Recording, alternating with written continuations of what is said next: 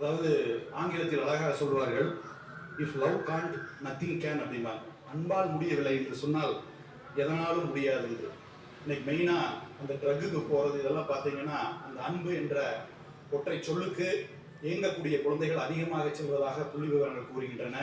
அப்படி cause and effect அப்படின்னு சொல்லுவாங்க. ட்ரக்குக்கு அடிமையானதுக்கு அப்புறம் போய் ட்ரீட் பண்ணுறது, வழிநடத்துறது அப்படின்னு சொல்றது எஃபெக்ட் தான். காசு என்னன்னு பார்த்து அதில் நம்ம வேலை செய்யணும்.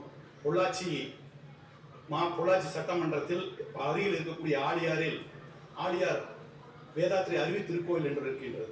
அதே போல சென்னையில், அதாவது நான் அறிந்த அனுபவப்பட்ட 2 விஷயங்களை சொல்கின்றேன்.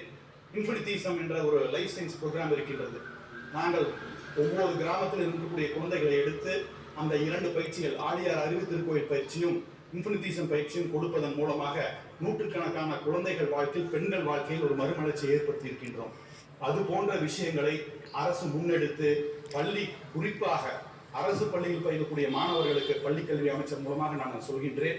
ஏன்னா சட்டத்தாலோ நம்முடைய தண்டனைகளாலோ கண்டிப்பாக மது பழக்கத்தையோ போதை பழக்கத்தையோ ஒழிக்க முடியாது.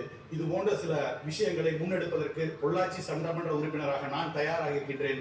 எங்களுடைய தொகுதியை ஒரு மாடல் தொகுதியாக எடுத்துக்கொண்டு இது போன்ற விஷயங்களை செய்தால் கண்டிப்பாக தமிழகம் ஒரு மாற்றத்தை உருவாக்க முடியும் என்ற அந்த நம்பிக்கை எனக்கு இருக்கின்றது.